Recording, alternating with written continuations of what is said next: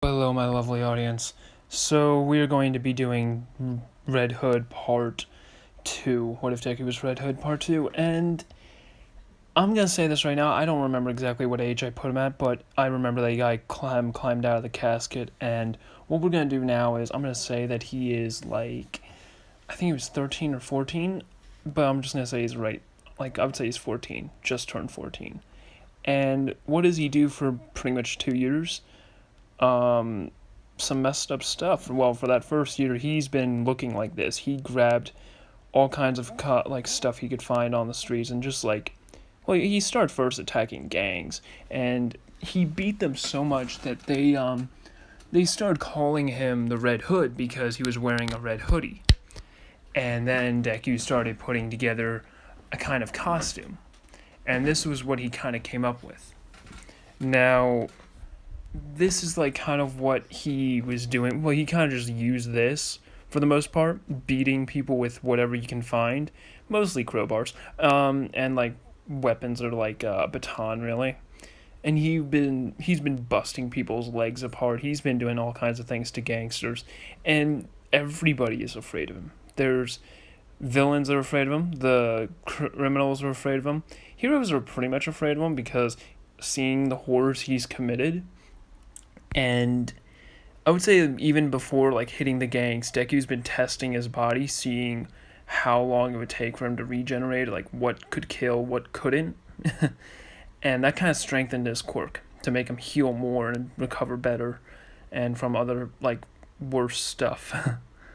Now I'm going to say this right here. Deku, he gets around, I would say it's right when he turns 15. Right where I would say the anime is about to start, about a few months before, a few months before, Deku hits a military gangster organization. Basically, it's Overhaul's area, and he manages to fight Overhaul, beats him. Overhaul escapes, but Deku gets some military gear out of this. And what does he get? He finds a bunch of helmets, a bunch of all kinds of crazy tech that would be going against, it would be used for infiltration stuff. And Deku finds all kinds of crazy stuff and weapons, stuff that he later tests out and uses.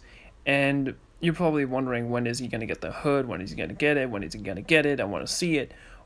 Well, that's when he gets it. He makes his hood. And this is basically what Deku looks like. So, I would say that Deku, he still wants to be a hero.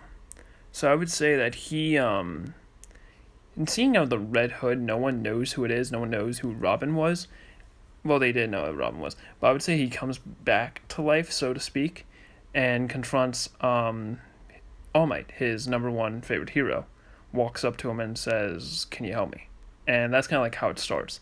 So what ended up happening was Deku, he basically, he put on this facade saying, "Oh yeah, I kind of just woke up, I climbed my way out," and that was about a few months ago. And that's literally it. That's all he says. He doesn't say it was a year ago. He says a few months ago. Now, All Might, feeling bad, he takes him in, and they explain how it's it's probably a regeneration kind of thing. This is really interesting. And Deku has a lot of muscle, more than he did when he was buried. And I would say that Deku was training, trying to so he says "Oh yeah, I was just training a little bit more than I used to." And All Might's "Okay, fine."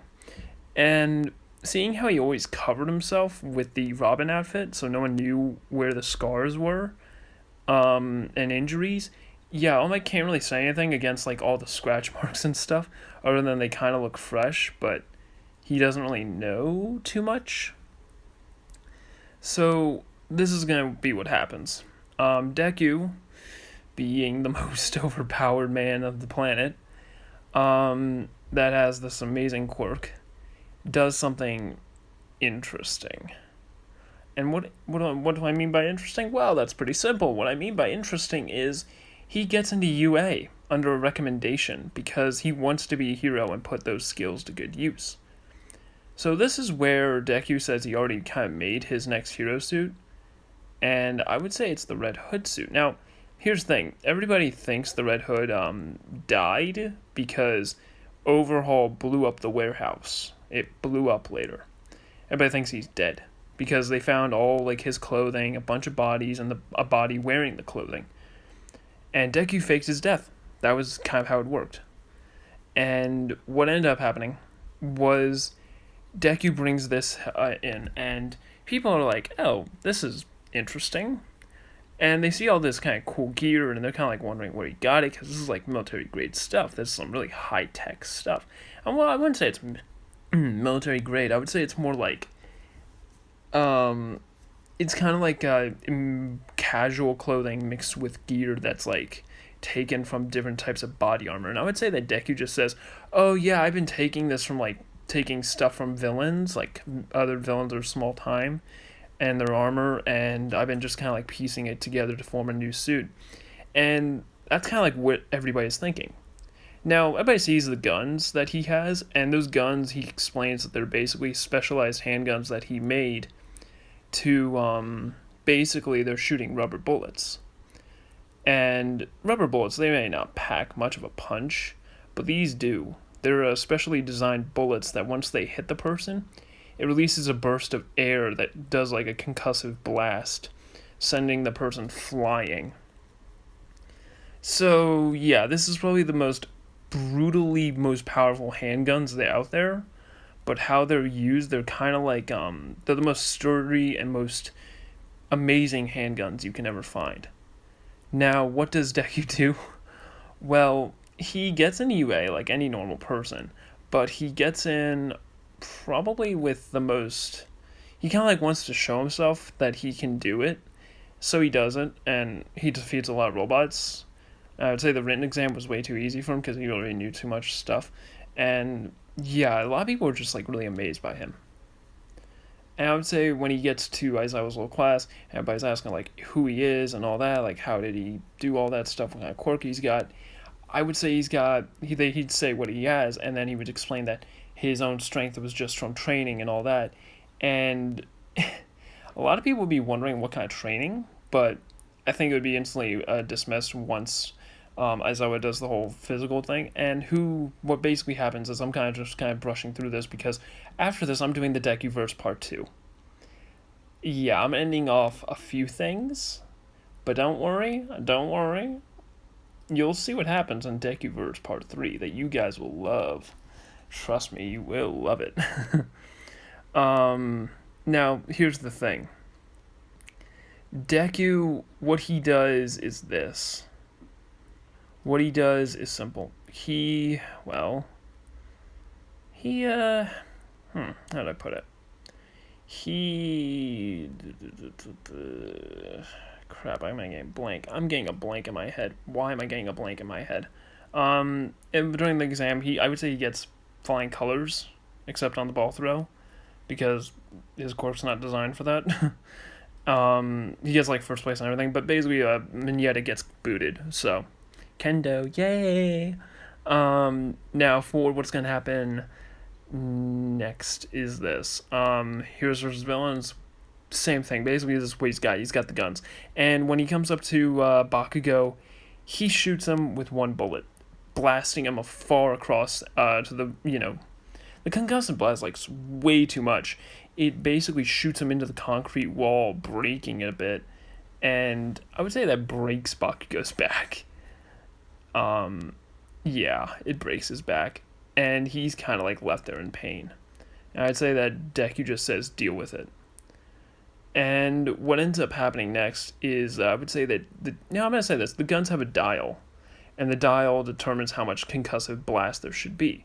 What he was using right now was only 50 or 20, actually, I'd say it's 50%, no, 25%. So he dials it down to 10. And what he does next is this. He sees that Ida is coming at him like a lot, so he kind of has Uravity, or Raka, hit him with the, oh, and by the way, what happened with the robot? Simple. He shot it with pretty much his gun, because I would say he brought it with him, because he kind of wanted to show it off a little bit. And he used 100%. That bullet kind of went right through and blasted it across. That's how powerful these guns can be. And those were 2 bullets, I would say. Yeah, 2 bullets. Whew, okay. Now, what he does next is simple. When Ida comes around, he has it at like, I would say 45. No, not 40. I think it was 25. I would say 15. 15%.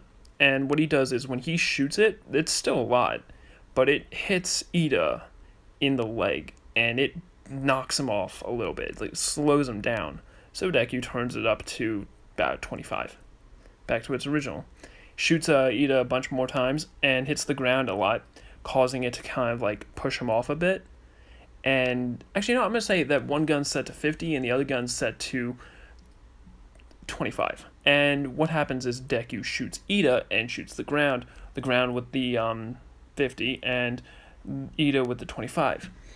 And what ends up happening is Ida is thrown off. He's not just stopped, but he's basically launched across the room, and, well, Deku just kicks him in the back, launching him down into the ground, where that makes it basically that his back is fractures all over the spine.